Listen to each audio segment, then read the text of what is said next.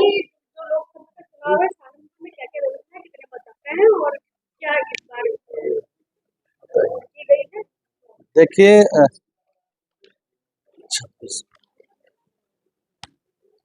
जनपद सहारनपुर में 7 विधानसभा क्षेत्र हैं और एक सहारनपुर पीसी जो लोकसभा क्षेत्र है, आंशिक कैराना है। दोनों में 2708 मतदेय स्थल हैं। जहाँ तक मतदाताओं का सवाल है तो 25,97,593 है।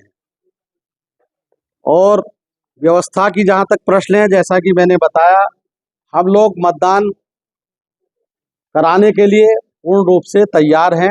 हमारी समस्त व्यवस्थाएं लगातार जो माननीय भारत निर्वाचन आयोग के निर्देश हैं उनके क्रमवार जो चरणवार है वो हमारी तैयारी पूर्ण है। वोटर अपने किस तरह से अपने वोट को जान सकता है कि कहाँ पर है? कोई इसके लिए ऐप यूज किया गया है वोट और इसके अलावा कि कोई अगर कोड ऑफ कंडक्ट होता है उसके लिए भी क्या कोई है? देखिए, बहुत अच्छा प्रश्न आपका है। मेरा पुनः आपके माध्यम से अनुरोध है कि वोटर हेल्पलाइन के माध्यम से कोई भी मतदाता अपना फोटो पहचान पत्र का नंबर अंकित करते हुए वह अपने बूथ और मतदाता सूची में क्रमांक को जान सकता है। दूसरा, इस बार माननीय भारत निर्वाचन आयोग ने तकनीकी प्रयोग को और बढ़ाया है, जिसमें एक्सपेंडिचर सीजर मॉनिटरिंग सिस्टम, जिसमें किसी प्रकार के मूवमेंट को एक तकनीकी रूप से उसको चेक करने की व्यवस्था दी गई है, जिसके अंतर्गत फ्लाइंग स्क्वाड्स और ये सब उसमें करेंगे। मॉडल कोड ऑफ कंडक्ट के वायलेशन के लिए सी विजिल एक ऐप है, जिसके माध्यम से 100 मिनट के प्रोटोकॉल में आप कोई भी अगर शिकायत करता है उसको गंभीरता पूर्वक उसका निस्तारण किया जाएगा। और उसमें तकनीकी रूप से यह भी व्यवस्था है कि किसने कितना डिले किया, उसलिए वो उस प्रोटोकॉल का पालन कराए। 80+ मतदाता है उनके लिए वोट डालने के लिए क्या व्यवस्था है? उनके लिए 2 प्रकार की व्यवस्था है। एक तो वो बूथ पर डाल सकते हैं, दूसरा उनसे सहमति ली जाएगी। यदि वो असमर्थ हैं या अपने घर पे डालना चाहते हैं तो उसको प्रोटोकॉल को जो निर्देश है माननीय निर्वाचन आयोग के उसका पालन कराया जाए। इस बार जो भागीदारी है महिलाओं की कितनी है? क्या उसमें कुछ निश्चित रूप से सुधार हुआ है। हम लोगों ने जो जेंडर रेशियो है, जो एज पर रिक्वायरमेंट है, उस रिक्वायरमेंट के अनुरूप हम लोगों ने लगभग 12 बढ़ाया है। जो जेंडर रेशियो जैसे 781 था, अब 793 नहीं 893 883 से 893 है इस समय। तो जो होना चाहिए वो उसको हमने अचीव किया है। युवाओं की भी बहुत बड़ी इस बार मतदाताओं में उनकी भागीदारी सुनिश्चित कराने के लिए प्रयास किया गया है। और युवा और महिला हमारे लिए, ट्रांसजेंडर, दिव्यांग मतदाता और सबको हम लोग, बुजुर्गों को 100 के ऊपर भी, हमारे 100 वर्ष के जो मतदाता हैं उसके ऊपर भी 706 थे। उसका हम लोगों ने सत्यापन कराया। उसमें से कुछ लोग, चुनिंदा लोग जो मृतक पाए गए, उसके लिए अलग प्रोटोकॉल है।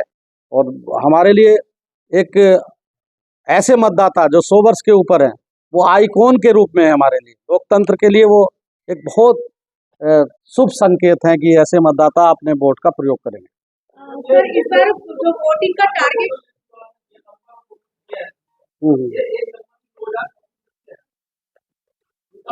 ये लेटेस्ट है, लेटेस्ट।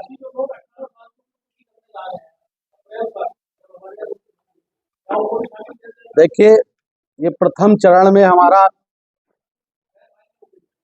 सुन लीजिए, प्रथम चरण में हमारा मतदान है। लास्ट डेट ऑफ नॉमिनेशन तक मतदाता सूची में परिवर्तन हो सकता है। वो प्रक्रिया हो गई है, चूंकि अनाउंसमेंट हो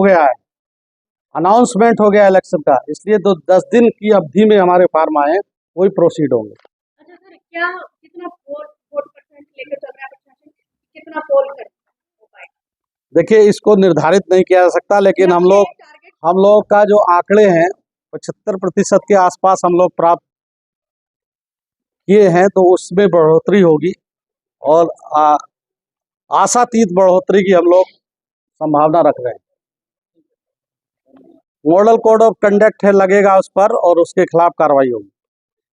मैं पुनः एक बार आपसे बताना चाह रहा हूँ, कोई भी मॉडल कोड ऑफ कंडक्ट का वायलेशन करेगा, वो किसी भी स्तर का वो होगा, उस पर कार्रवाई होगी।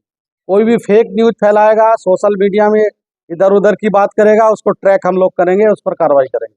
इसलिए सबसे अनुरोध है कि इस पर गंभीरता से सहयोग प्रदान करें। तो सहारनपुर में पहले फेज में एक चुनाव होने जा रहा है।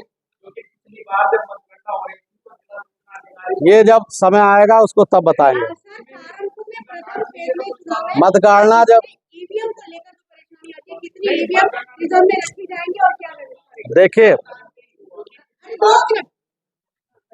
क्या ईवीएम को लेकर क्या व्यवस्था रहेगी, तो अधिकतर परेशानी की बात आती है। देखिए ईवीएम चल नहीं रही है। बहुत अच्छा प्रश्न आपने दिया है। ईवीएम का प्रोटोकॉल माननीय भारत निर्वाचन आयोग ने दिया है। इसके लिए सबसे अधिक आवश्यक है और इसका अनुपालन हम लोग सुनिश्चित करा रहे हैं। ईवीएम की एफएलसी हुई, एफएलसी में जो मशीन ओके हैं उसकी सूचना हम लोगों ने सभी राजनीतिक दलों को दी।